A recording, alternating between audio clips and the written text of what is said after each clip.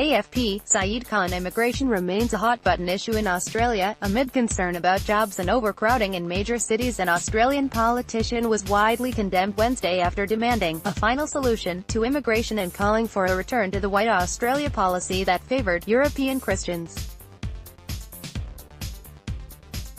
Fraser Anning stunned lawmakers during his maiden speech to the Senate when he invoked the infamous Nazi phrase used under Adolf Hitler in reference to annihilating Jewish people from Europe.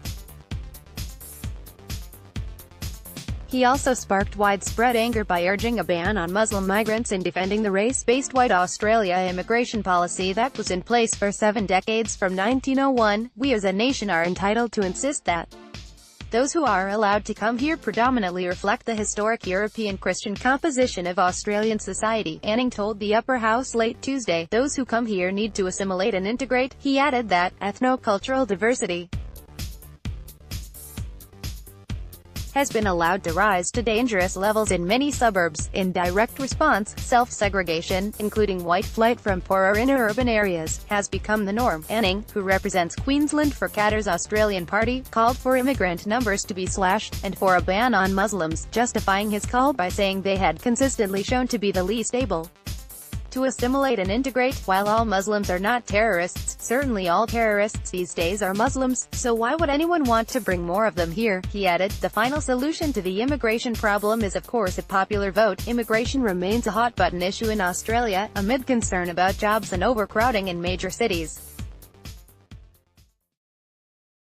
Data released last month showed migration numbers hit a 10-year low last year, with the annual intake falling by 20,000 to 162,000 as vetting procedures were tightened. Shocking insult. Anning's comments sparked a backlash from all sides of politics, led by Prime Minister Malcolm Turnbull, who emphasised Australia was one of the most successful multicultural societies in the world. "So we condemn racism in any form," and the remarks by Senator Anning are justly condemned and rejected by us all, he said, adding that the final solution, jibe, was a shocking insult to the memory of 6 million Jews who died in the Holocaust. Labour opposition leader Bill Shorten called the speech a low point for our parliament, while independent Senator Darren Hinch said there was hardly a group of Australians he did not offend unless you were very close to being a member of the Ku Klux Klan. Despite the criticism, Anning was unrepentant Wednesday and claimed he did not know the connection between the phrase "final solution" and Nazi Germany. "I don't regret anything. I am not going to apologize or regret anything that I say," he said.